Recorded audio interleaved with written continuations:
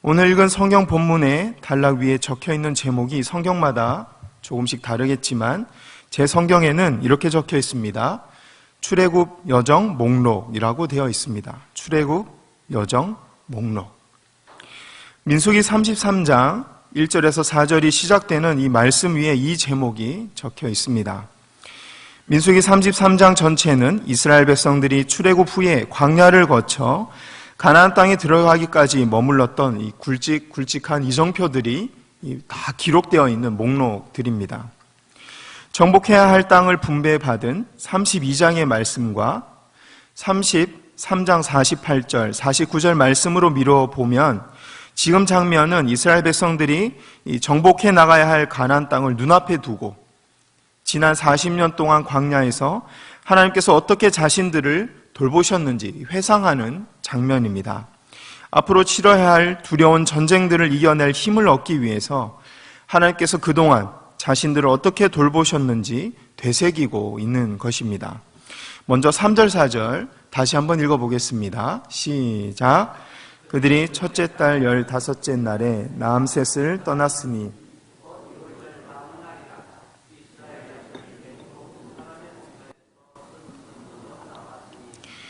애굽인은 여호와께서 그들 중에 치신 그 모든 장자를 장사하는 때라. 여호와께서 그들의 신들에게도로 벌을 주셨더라. 아멘. 부탁드린 PPT 지도 화면 부탁드립니다. 지도상에서 여러분들이 보실 때 이 제일 왼쪽 상단에 보는 이 람세스에서 떠났다는 말씀입니다. 쉽게 말해서 애굽에서 탈출했다는 뜻이죠. 이 4절에서 보면 그때는 애굽인들이 자신들을 장자들을 장사하던 때라고 말씀하고 있습니다. 즉 하나님께서 이스라엘 백성들을 애굽에서 구출해내기 위해 모세를 통해 내리셨던 10가지 재앙 중에서 장자가 죽게 되는 마지막 재앙이 애굽에 내렸던 것입니다. 지도는 좀 이따가 다시 부탁드리겠습니다. 애굽인들에게는 이 끔찍한 재앙으로 기억되었던 이 날이 이스라엘 백성들에게는 하나님의 구원이 이루어졌던 기쁨의 날, 은혜의 날로 기록되었을 것입니다. 그래서 이스라엘 백성들은 민수기 33장에 기록된 라암셋이라는 이 지명만 들어도 그때의 감격과 기쁨을 떠올릴 수 있었을 것입니다. 하지만 민수기 33장에 기록된 지역 이름 총 41곳인데요. 이 지역들의 이름을 들을 때마다 항상 이 감격과 기쁨이 있었던 것만은 아니었습니다. 왜냐하면 하나님에 대한 자신들의 불순종과 그에 따른 심판이 임했던 장소들도 많이 있었기 때문이죠. 민수기 33장 5절에서 7절 말씀 함께 읽어보겠습니다. 시작. 이스라엘 자손이 람셋을 떠나 숫곳에 진을 치고 숫곳을 떠나 광야 끝 에담에 진을 치고 에담을 떠나 바알스본 앞 비하 히롯으로 들어가서 믹돌 앞에 진을 치고. 아멘. 지도화면 다시 부탁드립니다. 좀 전에 람셋 밑에 보면 바알스본도 보이고 숫곳도 보이고 에담도 보일 것입니다. 화면 감사합니다. 진을 치고라는 말씀은 하룻밤을 묵었다라고 해석할 수 있습니다. 텐트를 쳤다는 것이죠. 이스라엘 백성들은 숫곳과 에담과 바알스본이라는 곳에 진을 쳤습니다. 즉 하나님께서 애굽에 10가지 재앙을 내리시고 이스라엘 백성들을 출애굽시키신 후 겨우 3일밖에 지나지 않은 것이죠. 그때 이스라엘 백성들은 바알스본이라는 곳에 진을 치고 있었습니다. 그때 무슨 생각을 했을까요? 찬양과 감사와 기도를 드리고 있었을까요?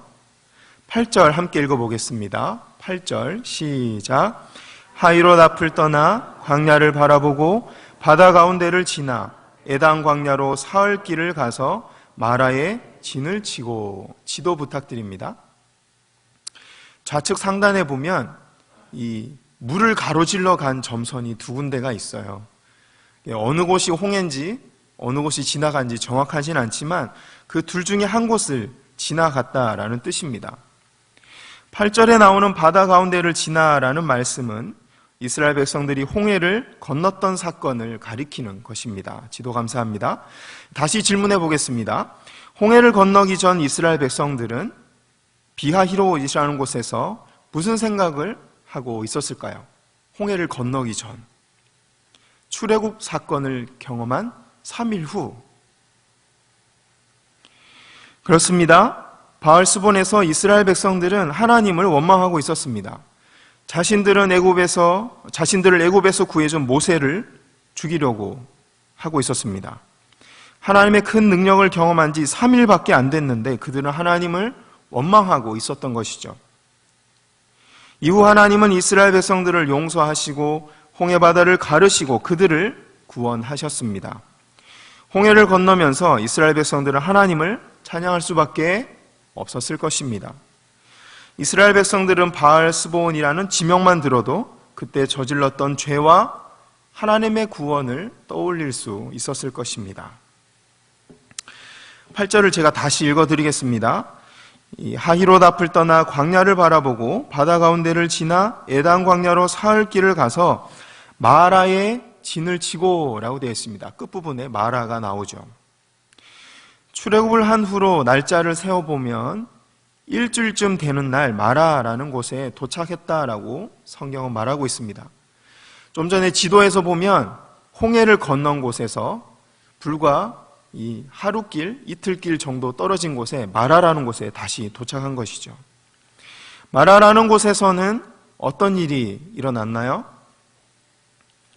네, 광야에서 이스라엘 백성들이 목이 말라서 물을 찾아 헤매다가 겨우 물을 찾았는데 마실 수 없는 쓴물이어서 하나님을 원망했던 곳입니다. 출애굽 후 3일이 멀다 하고 계속해서 하나님을 향해 원망하는 이 이스라엘 백성들을 하나님은 다시 용서하시고 물을 마실 수 있도록 기적을 베풀어 주셨습니다. 민수기 33장에 기록되어 있는 이 41곳의 지역을 전부 살펴볼 수는 없으니 시간상 이 두 곳만 더 살펴보도록 하겠습니다.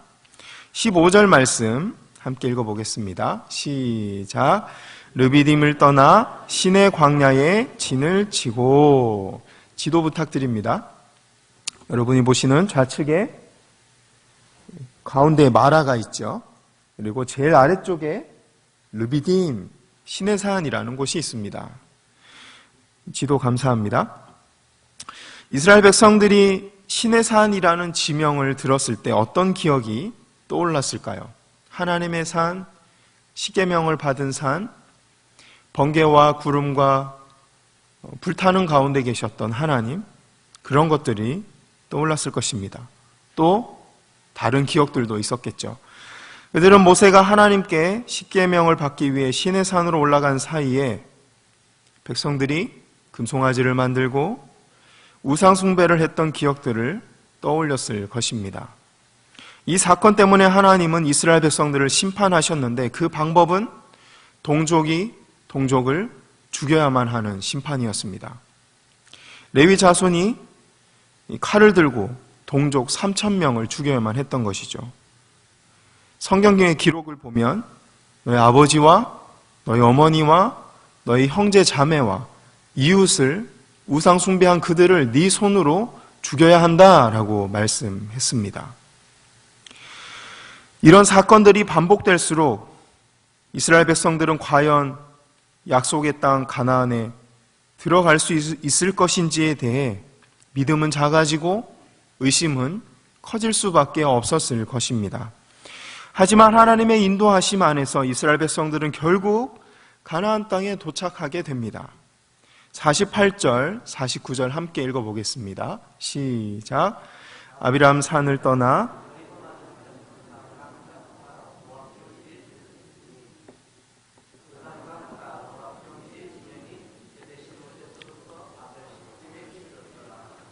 아멘. 이스라엘 백성들은 혼자 가면 일주일, 어린아이와 노약자들을 데리고 가면 한 보름, 아무리 길어도 한 달이면 도착할 수 있는 이 가나안 땅, 그 거리를 돌고 돌고 돌아서 41년 만에 가나안 땅에 도착했습니다. 여리고성이 마주 보이는 요단강 건너편에 진을 쳤습니다. 지도 한 번만 더 볼까요? 여러분들이 보시는 우측 제일 위에 암몬, 모압 빨간 글씨가 보이죠? 그 사이에 여리고가 있습니다. 돌고 돌고 41년 동안 돌아서 겨우 가나안 땅에 도착한 것이죠. 이스라엘 백성들은 그때 요단 강가에 서서 무슨 생각을 했을까요? 이 시점에서 모세는 무슨 생각으로 민수기 33장을 기록했겠습니까? 하나님께서 이스라엘 백성들의 불완전한 신앙생활을 받으시고 약속하신 가나안 땅에 이르게 하셨다라는 감격과 감사였을 것입니다. 앞서 살펴봤던 홍해바다 앞에 이 바알스본에서 애굽 병사들이 자신들을 죽이려고 달려올 때 이스라엘 백성들은 이제 내 인생은 끝났다라고 생각했을 것입니다. 마라에서 마실 물이 없어서 죽게 되었을 때 이스라엘 백성들은 광야에서 내가 이제 죽게 되었구나라고 생각했을 것입니다. 시내산에서 우상 숭배를 통해 3,000명이나 죽었을 때 이스라엘 백성들은 하나님이 우리를 버리시겠구나라고 생각했을 것입니다. 40년 광야 생활 가운데 이스라엘 백성들은 자신들이 구원을 받고 있는 것인지 고난을 받고 있는 것인지 자주 의심할 수밖에 없었을 것입니다. 그래서 약속의 땅 가나안에 과연 도착할 수 있을 것인지 확신할 수 없었을 것입니다. 하지만 하나님은 결국 약속하신 대로 이스라엘 백성들을 가나안 땅에 들여 보내셨습니다. 하나님께서 그토록 불순종하고 반역하는 이스라엘 백성들을 끝까지 용서하시고 약속하신 것을 이루어 주신 이유는 무엇이었을까요? 하나님은 우리의 신앙생활이 과정이라는 사실을 이해하는 분이시기 때문입니다. 우리의 신앙생활은 과정입니다. 시간이 필요하다는 것이죠. 과정에 대한 이해를 돕기 위해 걸음마하는 이 돌된 아기를 떠올려 보시기 바랍니다. 걸음마를 막 시작한 아기가 한 발짝 걷다가 넘어지고 두 발짝 걷다가 넘어집니다. 다시 일어나서 걷지만 마찬가지죠. 이 모습을 지켜보는 부모의 반응은 어떻습니까? 너 한 번만 더 넘어지면 죽는다. 그런 부모가 있을까요? 회초리를 들고 한 번만 더 넘어지고 한 번만 더 실수하면 아빠한테 혼난다. 그런 아빠가 있을까요? 넘어지는 아이에게 활짝 웃는 얼굴로 할머니, 할아버지들 아이고 내 새끼, 아이고 내 새끼 그러시겠죠. 보듬어 주실 겁니다. 그렇습니다. 하나님은 이런 눈으로 이스라엘 백성을 보셨기 때문에 그들을 용서하시고 끝까지 약속의 땅으로 인도하셨던 것입니다. 하나님은 우리도 이런 눈으로 보고 계십니다. 신앙생활을 하다가 베드로처럼 하나님을 버리거나 사도 바울처럼 하나님을 잘못 믿어서 넘어질 때도 하나님은 우리를 이해하는 분이십니다. 신앙생활은 한순간에 이루어지는 것이 아니라 예수 그리스도의 이름을 믿기 시작한 순간부터 죽을 때까지 계속 이어지는 것이기 때문입니다. 성경이 약속하고 있는 우리의 구원도 그렇습니다. 예수님의 이름을 믿기 시작한 순간부터 구원이 시작되지만 죽어서 천국에 들어가기 전까지 우리의 구원은 완성되지 않기 때문입니다. 구원의 시작과 구원의 완성 사이에서 살아가고 있는 우리는 신앙생활 가운데 걸음마를 하다가 넘어질 수도 있고 달리기를 하다가 무릎이 까질 수도 있습니다. 하지만 하나님은 우리의 그런 연약함을 이해하는 분이십니다. 그래서 우리가 구원에 이를 때까지 우리를 떠나거나 버리지 않으실 것입니다. 다만 한 가지 주의해야 할 것은 자유와 방종을 구분해야 한다는 것입니다. 하나님께서 우리의 연약함을 이해하시고 구원해 주시는 분이므로 우리는 죄에 대해서 자유를 누려야 할 것입니다. 하지만 그렇다고 해서 하나님께서 용서해 주실 거니까 이 대충 신앙생활 해도 돼 라고 생각해서는 안 되겠죠. 하나님의 은혜를 가볍게 여겨서는 안 될 것입니다. 하나님은 우리의 중심을 보시는 분이시므로 항상 최선을 다하되 최선을 다해도 생겨나는 실수는 하나님이 용서해 주시고 응원해 주실 거라는 믿음을 가져야 하는 것입니다. 어느덧 2020년 봄이 왔고 봄을 즐기지도 못하고 코로나 때문에 이미 봄이 지나가고 있습니다. 올해 초에 2020년을 바라보며 계획했던 많은 일들이 있을 것입니다. 누군가에게는 성적을 올려야 되는 꿈이 있을 것이고, 누군가에게는 관계 회복, 누군가에게는 진학, 누군가에게는 다이어트, 누군가에게는 이성 친구를 만들고 싶은 바람이 있었을 것입니다. 이런 소망들을 실현하기 위해 우리는 많은 계획들을 세우지만 작심삼일로 끝나는 경우가 너무 많이 있습니다. 성적을 올려보겠다라는 작심이나 성경책을 열심히 읽어보겠다라는 결단이나 새벽 예배 가봐야지라는 결심들이 작심삼일로 끝나는 경우가 너무 많은 것이죠. 이스라엘 백성들은 말씀대로 잘 살아보려고 했지만 실수와 실패를 거듭했습니다. 마찬가지로 오늘날 우리들도 믿음 안에서 소망이나 계획들이 완벽하게 이루어지기를 바라지만 우리가 가진 불완전함 때문에 실수와 실패투성이의 인생을 살아갈 수밖에 없는 것입니다. 이때 필요한 것은 우리의 신앙생활을 과정으로 바라보는 눈입니다.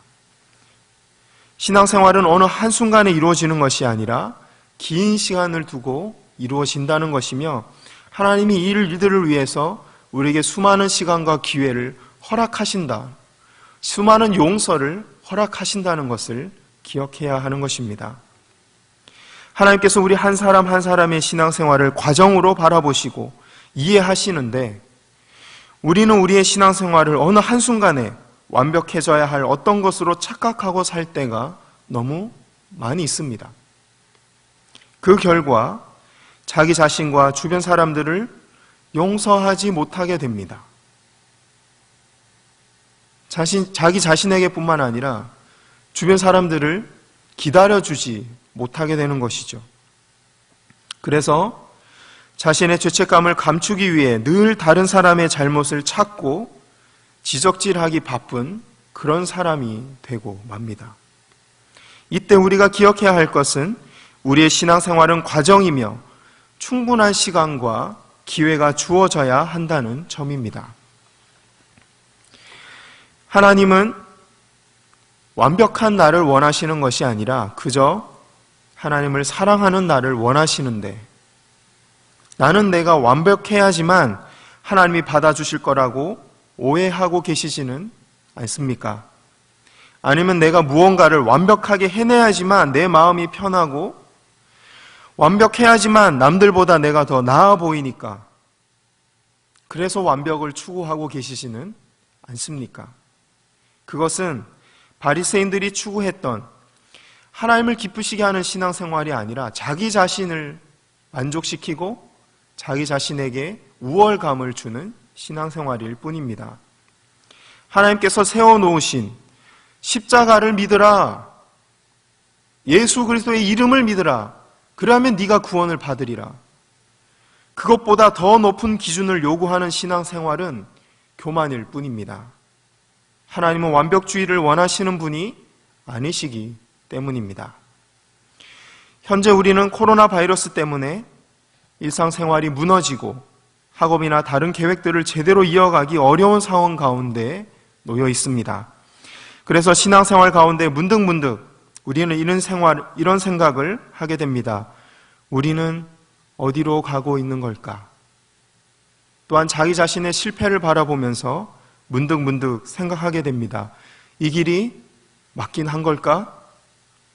오늘 본문에서 하나님은 반드시 우리를 선한 길로 인도하겠다고 약속하고 계십니다.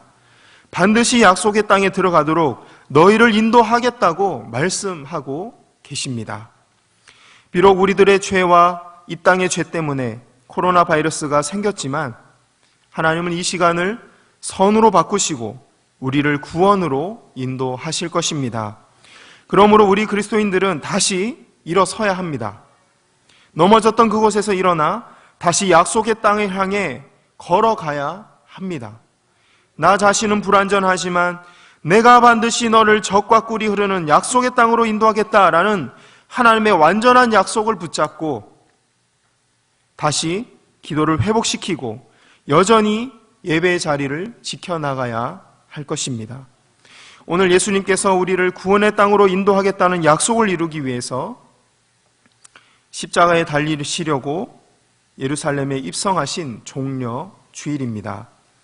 이 예수님의 십자가를 통해 이루어 놓으신 죄 사함의 은혜와 새 출발할 수 있는 은혜를 기억하고 다시 신앙생활에 열심을 내는 우리 모두가 되기를 바랍니다.